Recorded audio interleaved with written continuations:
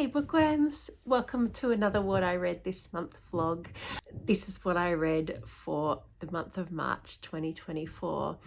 If this is your first time here, welcome to my channel. I'm Ange, I'm your very casual librarian. Apart from my part-time job at a public library here in Melbourne, Australia, I'm also a Master of Information Services student and I'm the mum of 2 girls as well. So grab yourself a warm cup of tea. Oh, here's mine.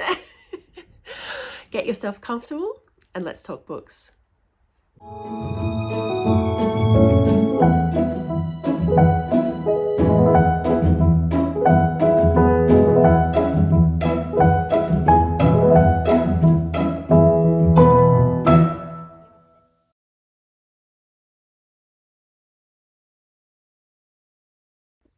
Okay, so the first book that I read in March was Blue Monday by Nicci French. This is a thriller. It introduces a psychotherapist called Frida Klein. And in the beginning of the book, a 5-year-old little boy called Matthew goes missing. And Frida is working at her psychology practice. And one of her patients describes a dream in which he dreamt that he abducted a little boy who, when he describes him, is exactly like Matthew. So Frida then finds herself becoming involved in the case of this missing little boy. I really enjoyed this book. I will definitely read more Nicci French. Nicci French is actually a couple, husband and wife team who writes these books. And I love the psychological thriller aspect of this. It's not, I don't tend to like thrillers that are really violent and depraved and blood and guts and children, you know, violence against children. And this wasn't that. Trigger warning, there is it's not sexual abuse, but there is child abuse involved in this. So if that's a trigger point for you, maybe read this carefully if you still want to pick it up. But I really enjoyed the psychological thriller aspect of this and I gave it 5 out of 5. It was fabulous. I'll definitely read the second one in the series. The second book I read, I actually listened to and I'll put a picture of it here. It's called Uglies by Scott Westerfeld and it's the first in a trilogy. And this was actually recommended to me by my daughter, the big one. And I was so proud of her because I had been talking to her about speculative fiction and how I loved that genre. And she straight away went, "Oh, I've got this great book you should read. You'll love it." Mate, she nailed it. She absolutely nailed it. This book is a killer. It's so good. So this is a book about a girl called Tally who lives in a futuristic community on Earth. And she's very excited because when people in this community turn 16, they undergo a process, everyone does, whereby you get a compulsory surgery and you become pretty. You go from being an ugly to a pretty, and everyone receives the surgery and everyone is now on a level playing field. Everybody looks the same. Everybody is conventionally aesthetically gorgeous, and your only job in life is to be pretty and have fun, and society takes care of you. And while this sounds, you know, on the surface amazing, like, you know, what a deal, Tally meets a girl called Shay who isn't really convinced that she wants to go through with the surgery and become pretty. And she introduces this idea to Tally and they decide to escape the city, which is called New Pretty Town, and they journey to find a group of people who are rebels against the system, and they live separate to society because they've refused to become pretty and they've chosen to stay the way that they naturally look. And through this process, Tally starts to learn that becoming pretty actually isn't all it's cracked up to be. There's actually some quite serious consequences to becoming pretty that people aren't told about. And I loved this book. It was so good, and I'm so proud of Big One for recommending it to me. It was excellent.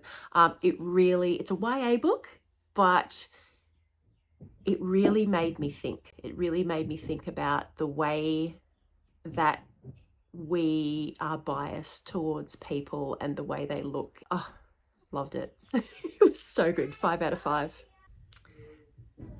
This is a brief break in the book review because my family are being noisy. Hashtag mum life.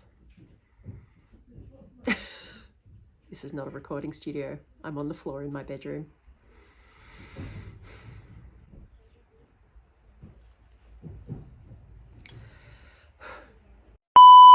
Okay, so the next books that I read in March, I actually read 2 by the same author, and I read How I Became the Fittest Woman on Earth and The Heart is the Strongest Muscle by Tia Toomey. Tia Toomey is the 6-time winner of the CrossFit World Games. So she is an elite athlete. She's from Australia, and I read the first book because this book is before children and this book is after she had her daughter. I read these books expecting more. I'm not really sure why, but I knew that they would detail her journey as an athlete, and I expected especially this one too. I really was hoping that she would have some deep insight into her progression as a character from athlete to mother and athlete, or mother, wife, athlete, older, woman. And there really wasn't, which was such a shame and such a missed opportunity, I felt. This book isn't much deeper than what you'd expect a fitness book to be. It's all, winner's mindset, and it's all about having no excuses and working harder than anyone else, and you've got to put in the work and blah blah blah. You've heard it before. You've read this book before. There's nothing new here, which was such a shame because I was sort of expecting something deeper than that and some sort of insight. And I really think Tia doesn't acknowledge that not everyone could do this. Not everyone has what she had to begin with. And I don't think she really gets that. Like, not everyone has parents that would get up every day at 5 a.m. to train them. And especially when they had 2 other children that were 7 years younger than her. So they had 2 babies in the house. And her grandfather got up every morning at 4 or 5 a.m. to take her to swimming. Her dad trained her. She met her now husband when they were 15 years old, and her 15-year-old boyfriend put his whole ego to the back and trained her. That, I can tell you now, that doesn't happen very often. Her husband, who is Shane Orr, he's actually an amazing fitness trainer. He trained, it doesn't say this, I looked this up on my own. He actually trained her as the female winner of the CrossFit Games and trained the male winner 2 years in a row. And that's never mentioned because this book isn't about him. He's happy to take a back seat to her athlete career and just to train her and not get any glory from that. Tia, that's not normal. That's not normal male behavior. So, yes, and she never really acknowledges that her life is really a perfect storm of people, and this whole team of people and situations that came together to make this possible for her. It's just kind of, it's a fitness book. It's a have the growth mindset, put in the work. What a shame. Oh well. Anyway, so I gave this one a 3 out of 5 and I didn't finish this. There was nothing new in this for me. This was just the same book later on. Now on to Please Do Not Touch This Exhibit by Jen Campbell. This is gorgeous. It's a collection of poetry. Jen Campbell is a vlogger also on YouTube, and I love her channel. I love her recommendations. We seem to have the same taste in books. And this is her collection of poetry, which is an exploration of her experience as a person with a disability going through fertility treatment. And it's just so beautiful and raw, and I was moved. I was really moved with this. It just really cemented to me that I will never fully know the experience of having a chronic illness or a disability.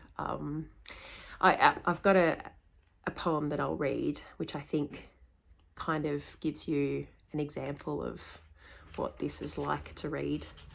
So this is a short little paragraph, and it's from a doctor writing about Jennifer as a little girl. And it says, "Dear space, Jennifer was very anxious upon admission today. She hemorrhaged post-surgery and was put in the recovery position until fully conscious.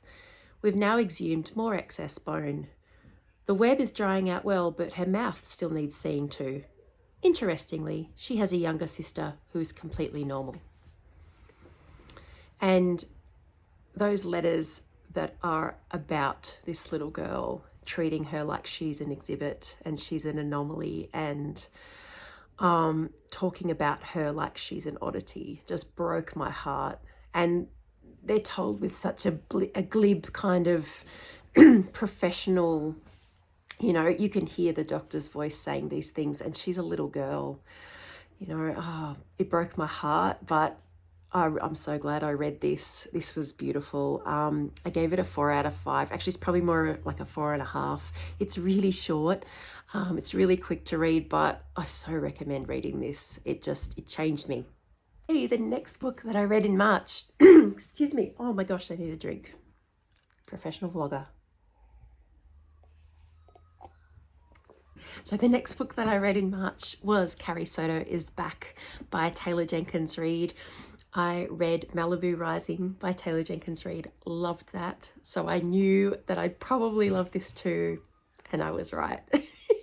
This is really great, this book. It's about Carrie, who is a Grand Slam champion tennis player. She's got world records. She's got 20 Grand Slams. She retires on a high. And then 6 years after she retires from the sport, a new young tennis player comes in and beats her record, and Carrie can't stand it. She decides to come out of retirement and claim her record back against all odds. She is an amazing character. She is single-minded, she's determined, she's ruthless, she doesn't pull any punches. But I think the most amazing thing about this book and about Taylor Jenkins Reid as an author is Carrie's character arc. She changes through this book, and it's subtle and it's real and it's believable, and she goes from being a very unrelatable, hard, ruthless character to a very relatable, understandable character by the end of the book. And I don't know if you don't actually, I don't know if liking her is the right term, but you can really understand her, especially at the end. And I love that. I love how this is written. It's such a great character study. Taylor Jenkins Reid, done it again. Beautiful book, loved it. 5 out of 5. The next book that I read in March was The Fruit Cure, The Story of Extreme Wellness Turned Sour by Jacqueline Alnes. This is a book, it's actually a health book, but I would say it's probably more biography, to be perfectly honest. So this is about Jacqueline's experience as a college athlete, where she's in college, she's training, and then she suddenly gets struck down with a mystery illness that doctors can't really explain to her. So she's completely isolated and cut off from her college friends, her running community, her identity as an athlete, through this strange illness that no one can really help her with. And this is sort of around the COVID-19 crisis as well. So she's even further isolated by the pandemic. And as a result, she starts to fall down the alternative internet wellness community world.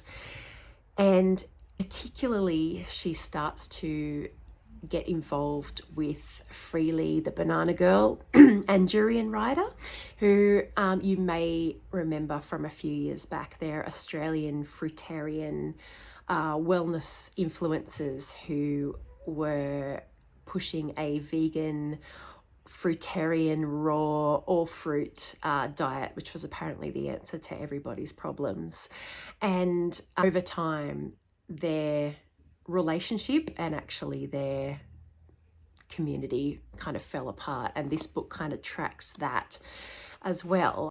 Unfortunately, I sort of thought this book would be a deeper dive into the wellness industry and a deeper dive into the fall of Durian Rider and Freely and their community and the 30 bananas a day community that they had set up, and a deeper exploration into that, but it kind of wasn't. It's more a biography of Jacqueline's personal experience, which is not bad. It's not a bad thing. It's just not what I really expected, especially, you know, this is a health book, and I thought it would be one thing and it wasn't really. So that was unfortunate, and that's probably the reason that I gave this a 3 out of 5, because it tended to be more based on personal experience than what I thought it would be.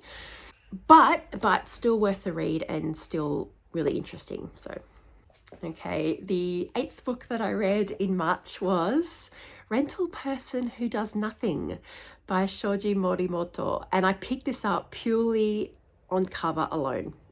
This came past me on the desk at the library and I went, what? Oh, I have to read that.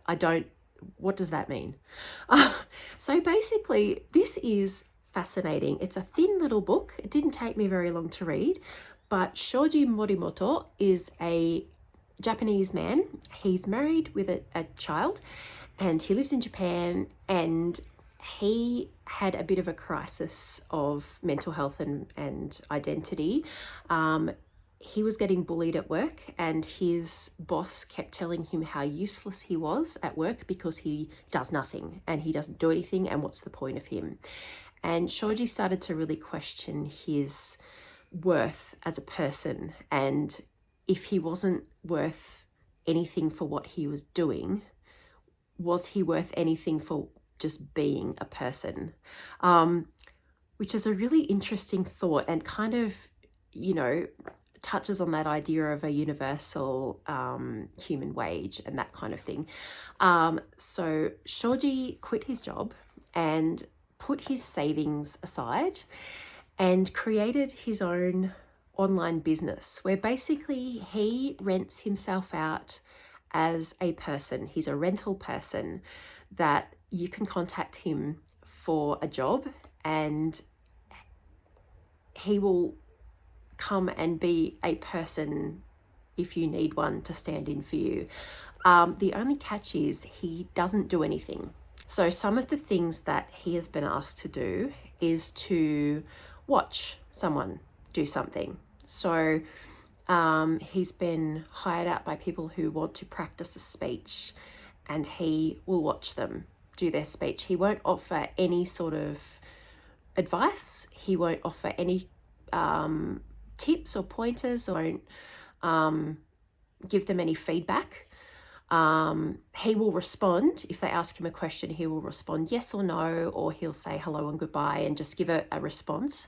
But he does not offer any information. He does nothing. That's his job. He's a rental person who does nothing. So he's also been rented out to a company, somewhere. So for example, someone who wants to go to a concert has rented him out to accompany him to the concert. He didn't have to do anything. He just accompanied a person who didn't want to go alone.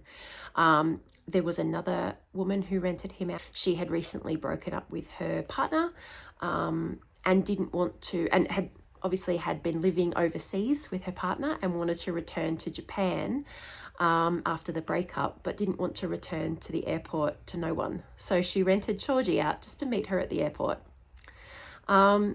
And other things listening is another thing he does. So someone can rent him out and he will listen to them talk about a problem that they've had. He won't offer them any advice.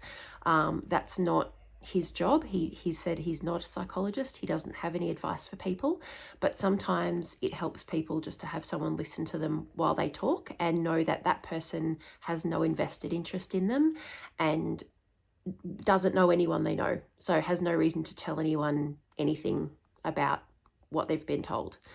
So often he just gets hired to listen to people. What a fascinating concept. Like, sometimes he goes and he holds a spot in the park for people who want to have a picnic, and he'll just sit on a blanket and mind a spot. Sometimes he gets hired out to accompany someone somewhere where they don't want to be alone. He has been hired out by someone who was living alone, who was worried that they were getting too used to being alone, and hired him out just to be in their apartment for the day so that they would get used to someone else being in their apartment and wouldn't turn into a recluse. And I thought this was absolutely fascinating. Part of his contract is that Shoji doesn't accept payment. He will accept travel expenses. He will accept, if he's going to accompany someone to a meal, he will ask them to pay for his meal. But apart from that, he doesn't accept payment. There's no payment terms for his services because he said, how can I accept payment when I don't offer anything? I don't do anything. So how could I accept a payment for nothing? And he's found that people often just donate things to him and money, and he's never found it a problem to survive as a person like this. He also has a Twitter account which people follow him on, and he seems to receive payment in kind for doing this. What a fascinating person. What a fascinating concept. I loved this. It's so strange and it's so sort of quintessentially Japan as well. But I'm so glad I read this and picked it up. I loved it and I found it fascinating. Okay, the next book that I read in March, I actually listened to, so I don't have a copy of the book, but I'll put a picture of it here, was The Midwich Cuckoos by John Wyndham. This was recommended also by Jen Campbell, who I spoke about earlier. It was a book she really enjoyed and it sounded like it would be right up my alley, and it totally was. Again, Jen and I seem to have the same taste because I loved this book. So Midwich Cuckoos is essentially about a small little village in England where one day, for no reason and with no warning, everyone in the village falls asleep simultaneously. And they sleep for about an hour, and people from neighbouring villages realise this has happened, and if people try to cross into the village, they fall asleep, so no one can enter and no one knows what's gone on. And then surprisingly, without warning, everyone wakes up and just goes on as usual. And no one knows really what's happened or why or how this has happened. So it's this really strange event. But then a few weeks later, they discover that all of the women of childbearing age in the village are pregnant with no explanation. And we go from there with the story, and this book is just fascinating. It's so good. So little by little we find out more about what's happened and why, and what the villagers decide to do as a result, and how they decide to take action. And sometimes they agree and sometimes they disagree, and they've got all these ethical dilemmas. And it was such a good book. It was so fascinating. I think part of the reason that I enjoyed it so much too is because the audio version is narrated by Stephen Fry, and he does such a beautiful job with this book. It's really entertaining to listen to as well. So if you can get your hands on the audio version of this, I highly recommend it, because Stephen Fry is brilliant. Yeah, absolutely brilliant. What a performer. So yeah, but I loved the book. Another great recommendation by Jan Campbell. Follow her on YouTube. I gave that a 5 out of 5 for the Midwich Cuckoos. It was brilliant. And the final book that I read in March, the 10th book I read, was Toxic by Natasha Devon. This is a YA book. I'm not really sure why I picked it up. I put it on reserve ages ago and it took ages to come in, and then when it finally came in, I started reading it. So this is about Luella, who's a student in year 12, her final year of high school, a high achiever. She is a person of colour, and she's quite anxious. She's quite an anxious person. She's gone through some mental health issues, and she just doesn't really feel like she fits anywhere. She feels like a bit of a round peg in a square hole, or a square peg in a round hole, whichever that way around that saying goes. So she's kind of at a bit of a loose end in her life, but she's working towards her exams.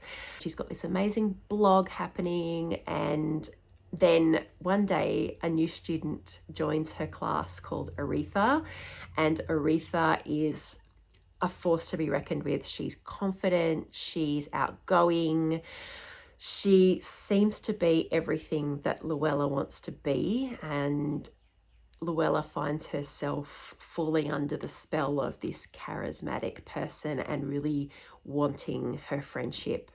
And this is a really interesting look at toxic friendships in teenage girls, and I think I'm going to give it to the big one to read because I thought it was really well done. It's a YA book, like I said, so the issues are kind of suitable for that age group. I found this really good, and I'll be giving it to the big one to read. 4 out of 5. Right, that is all the books that I read in March. Bookworms, what did you read in March? Did you enjoy what you read in March? I'd love to hear what you read in March.